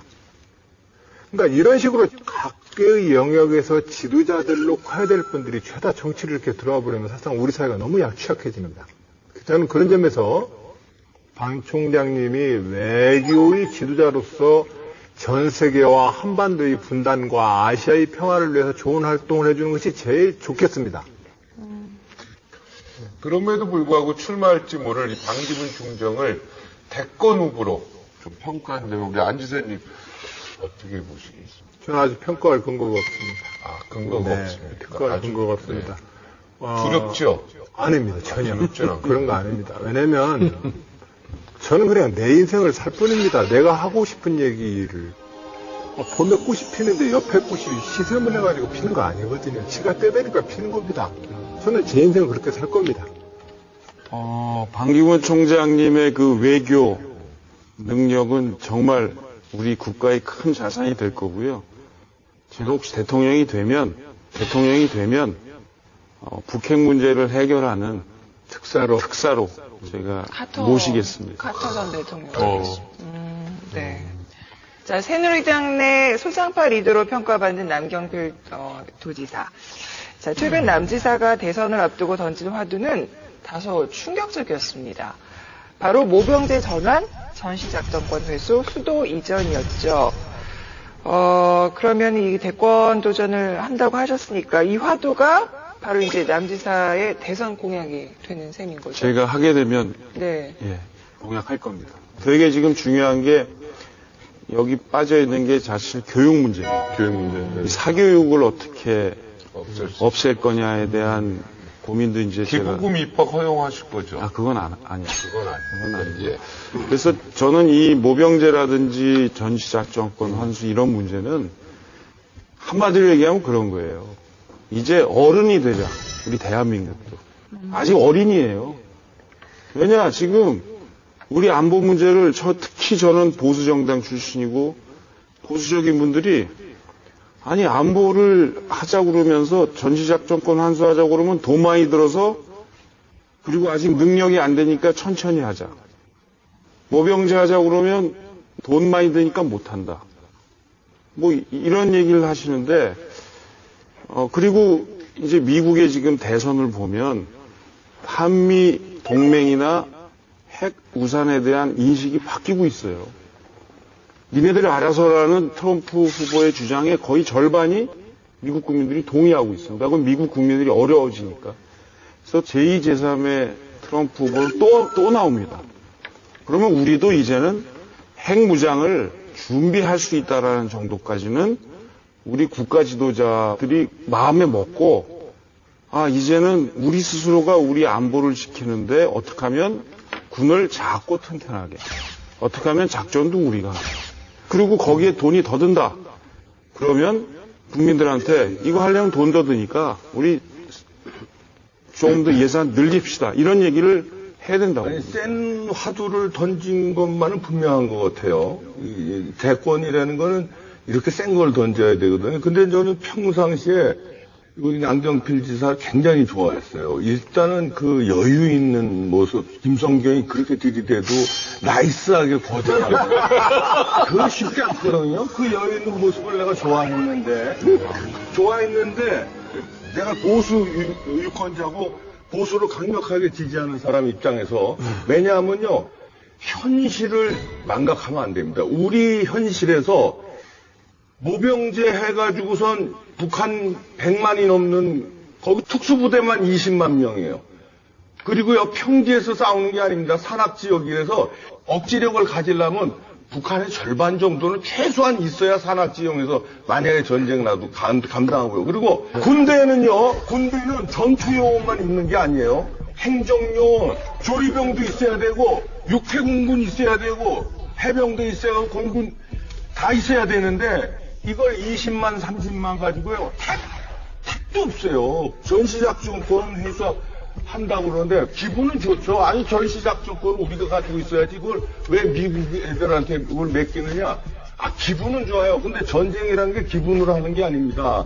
전시작전권을 가져오는 순간이요. 제일 좋아할 사람이 김정은이에요. 왜냐면 우린 북한을 못 들여다봐요. 지금 들여다볼 능력이 없는데 작전권을 가지고 있으면 뭐예요. 만약에 북한에 어떤 도발이 있던 책임은 우리가 아닌 미군한테 가야 되는데 얘네들이 그래야 적극적으로 여기 개입하는데 미군이 전시작전을 우리한테 주는 순간 우리가 다 책임져야 되는데 핵을 뭘로 막을 거며 뭘로 들여다볼 거예요. 우리 보수층에서 몇 가지 환상 또는 좀 착각하고 있는 게 있습니다. 첫 번째가 뭐냐면 군은 머리 숫자로 한다. 싸움을.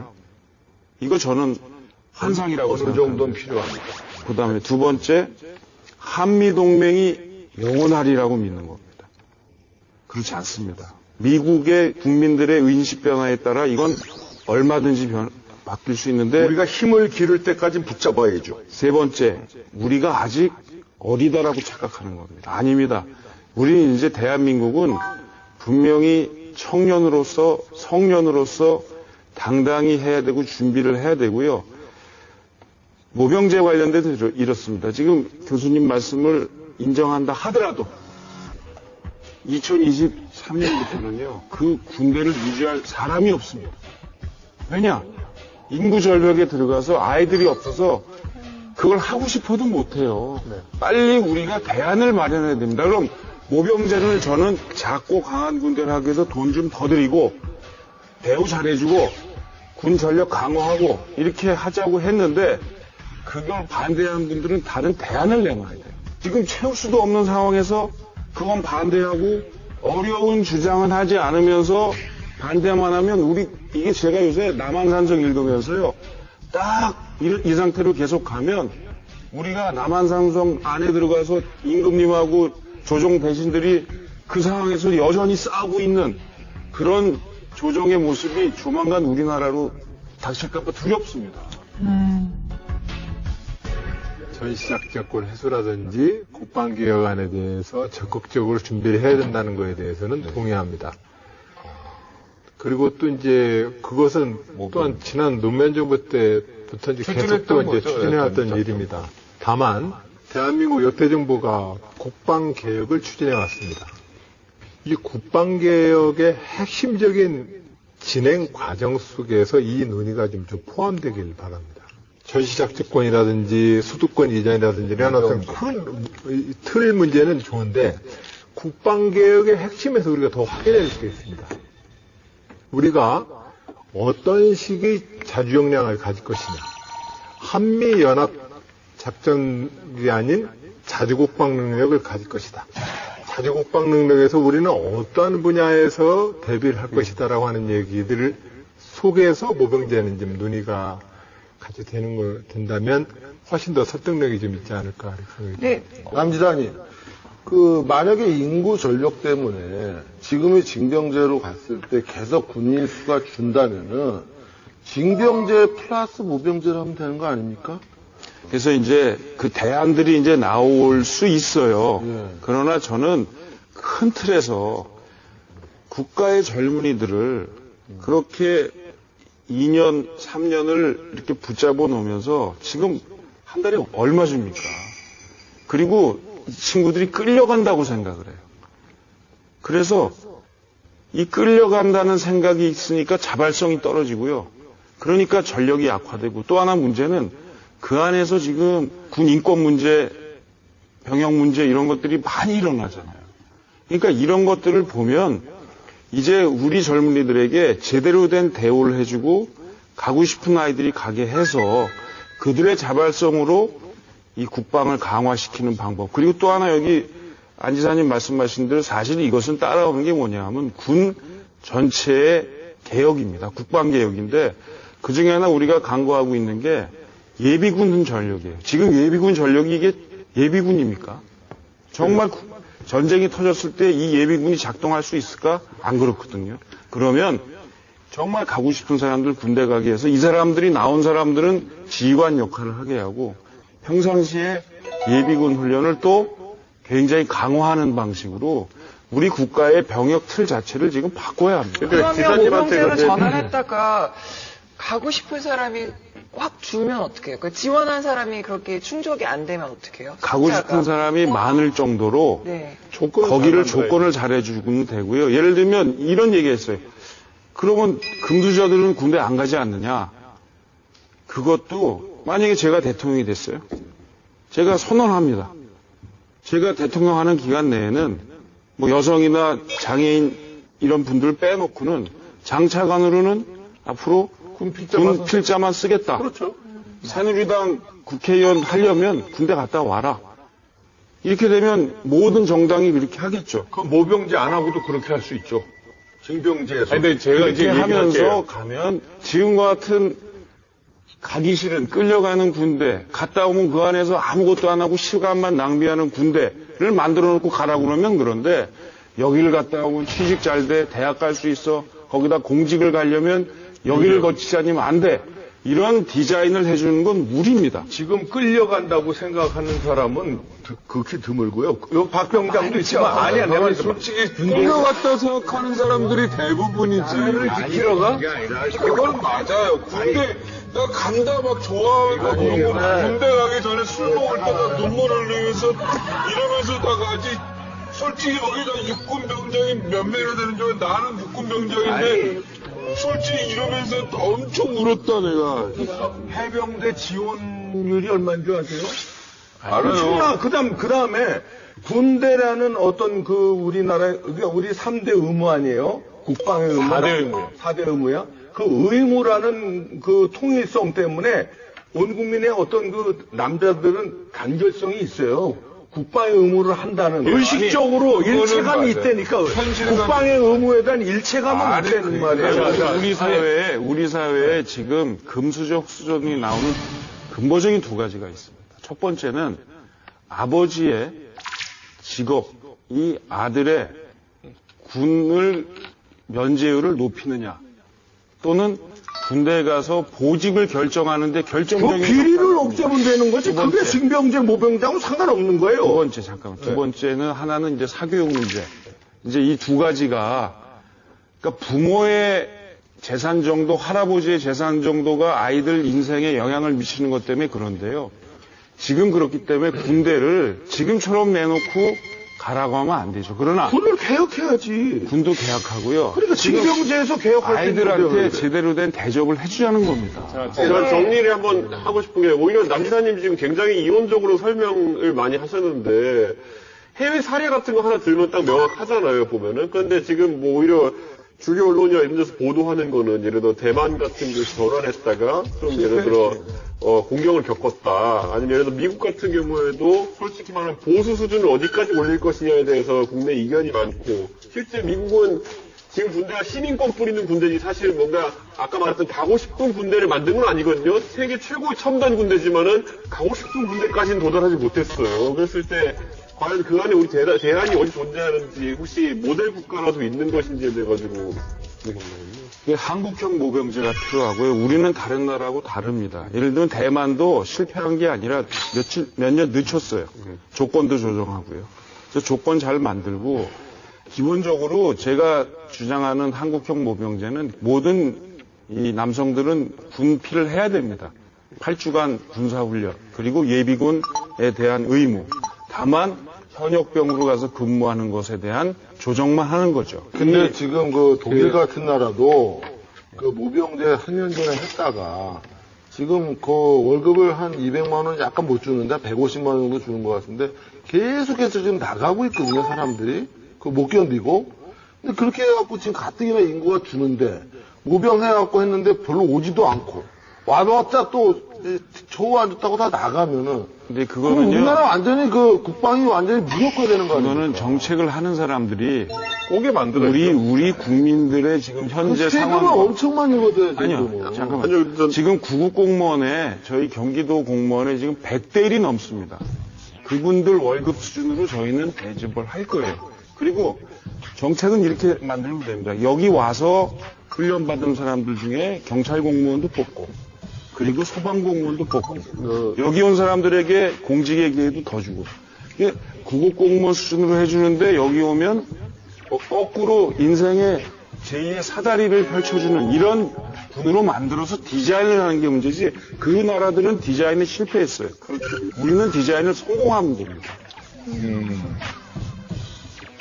두 도지사가 2017년 대권 도전에 앞서서 풀어야 될 가장 어려운 숙제는 어떤 거라고 생각하세요?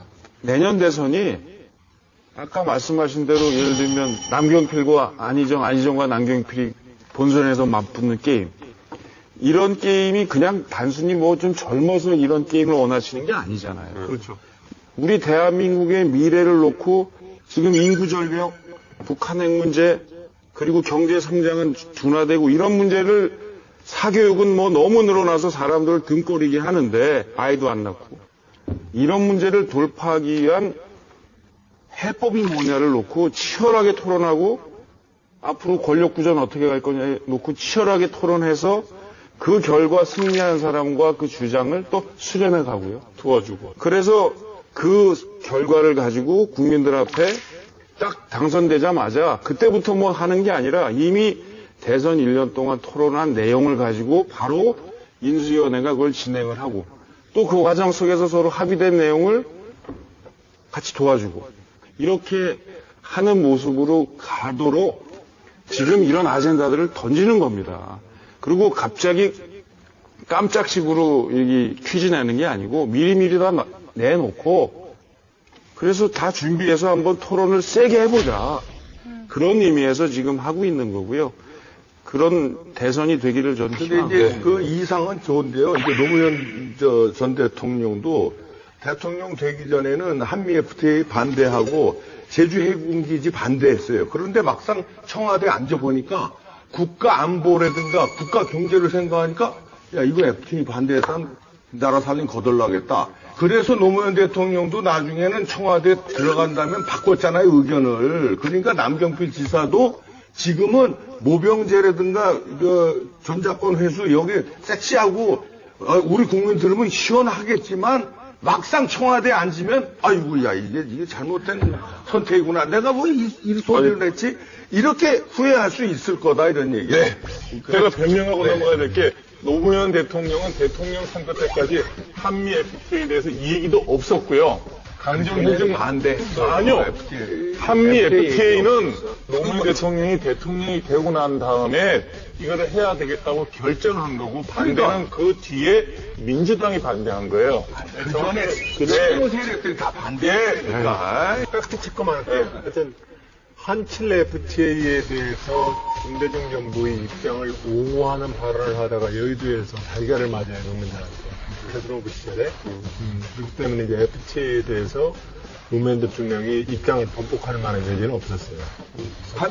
제주 해군기지. 제주 해군기지는 참여전부터 정했는데, 그전엔 반대했잖아요. 그전엔 논의가 없었어요. 논의 자체가 없었어요.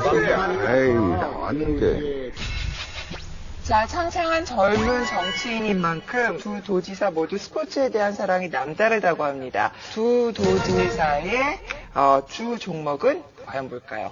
안희정 도지사는요, 10월 7일에 열린 제97회 전국체전을 앞두고 충청남도 선수들을 격려하는 차원에서 이들과 맞대결을 펼쳤다고 합니다. 그런데 선수급 실력이었다고 해요.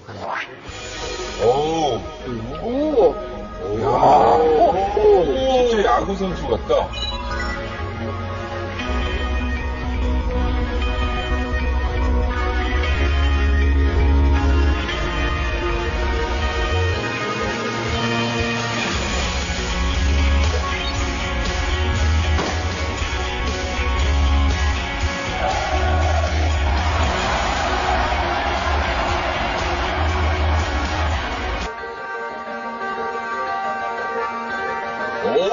고공 저거 야 힘을 위로 들어가가지고 자꾸 하셨는데 받았어. 야야야 리시브 저 드라이브가 들어가네. 드라이브 들어간다. 여보 장난 아니야 지금. 야야야야 이겼네. 그럼 저 선수 뭐가 되냐고요.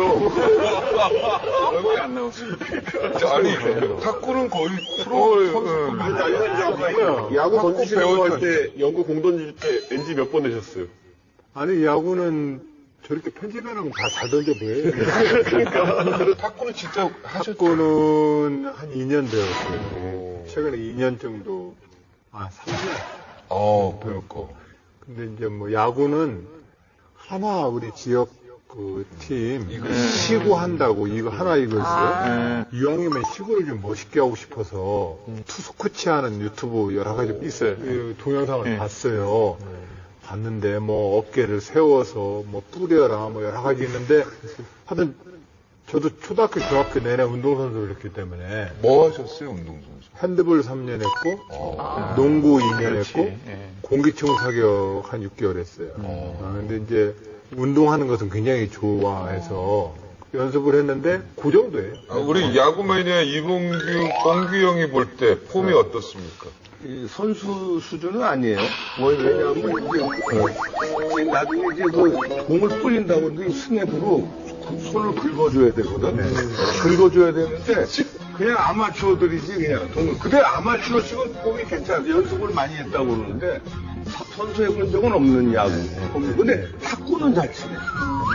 탁구는 선수급은 아니더라도 아마에서는 상당히 그 수준 있는 실력이. 저는 국가대표급으로 하는 게 2개 있어요. 뭐예요?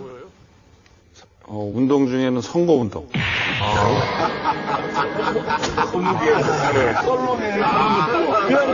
또 하나. 저는 축구. 제가 실제로 국회에 이제 국가대표 축구팀이 있어요. 의원 국가대표. 의원 국가대표. 네, 근데 굉장히 잘 차요. 특히 또 의원님들이 대부분 지역구에서 조기 축구에서 단련된 실력들이라 모아놓으면 저희가 1번하고 1년에 2번씩 이제 경기하는데요. 제가 포지션은? 박시정 선수하고 똑같은 미드필더구나. 예, 공격형 비리. 열심히 뜁니다. 근데 골은 잘 못 넣어요. 사실 근데 이번에 그 전국체전이 끝났는데요. 전국체전 결과를 보면은 1등이 경기도, 2등이 충남입니다. 그래? 충청남도가 잘한 건 인구가 굉장히 많잖아요, 경기. 그럼요. 상대적으로 봤을 때 굉장히 잘한 거죠. 그러다 보니까 저희가 15연패를 했어요. 그렇지. 근데 이제 충남은 이번에 안 지사님이 굉장히 이렇게 잘 서포트를 해가지고 이번에 2등도 저희가 늘 15,000점 차이로 이겼는데 이번엔 5,000점? 네. 굉장히 뭐 막 원래 개최도시에 대한 약간의 프리미엄 있죠. 프리미엄 점수가 있어요. 네, 오늘 남경필 경기도지사 그리고 안희정 충남도지사와 함께한 강적들. 마지막으로 강적들에 나오신 소감이 어떻습니까? 우리도 홍보 좀 해야 되니까. 정신이 없군요. 재밌죠? 예. 그리고 앞으로 갈 길에 여러 어려운 점에 전조를 보는 것 같습니다. 우리 지사님. 예, 다들 너무 좋으신 분들 같습니다. 우리 이봉규 옹께서는 정말 TV에서 일반적으로 봤을 때보다 저분은 보수적으로 참 강팍한 양반이야 라고 우리는 TV를 보면서 느낌을 갖지만 그러나 이렇게 만나면 다 좋은 이웃입니다. 넘어갈 것 같아. 그래서 우리가 정치적 견해를 가지고 상대에 갖는 선입견을 우리가 좀 버릴 필요가 있습니다. 나랑 전혀 반대되는 정치적 견해를 주장해도 그 사람과 인간적으로 만나보면 좋은 사람이라는 거. 생각이 다를 뿐이죠. 근데 저도 한 말씀 드리면 진짜 오늘 즐겼습니다. 네. 오늘 좋았어요. 아마 시청자들도 굉장히 즐거워하실 것 같아요. 끝으로 한 가지만 더 있을 때. 네네네. 저는. 네, 손 주세요, 손. 더 뺏으려고 그래. 저희들은 새로운 정치를 한번 해보랍니다. 사진 하나 찍어주세요. 그래서 서로 간에 경쟁하더라도 연수가 되지 않는 정치, 그죠? 네, 우리는 그렇게 해서 새로운 대한민국을 만들겠습니다.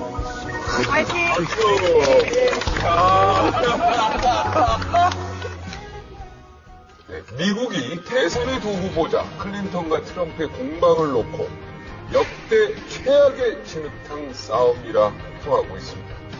경쟁이 치열해지면서 각자의 정책 대결을 펼치기보다는요, 성추문, 또 과거사 이런 걸로 돌팔매질을 거듭하고 있기 때문인데 다가올 2017년 한국 대선, 대한민국의 잠룡들은 어떨까요?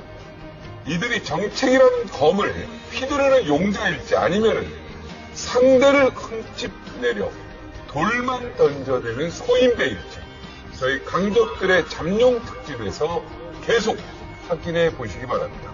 우리는 강적이에요! 강적이에요! 두 분이 안 하세요.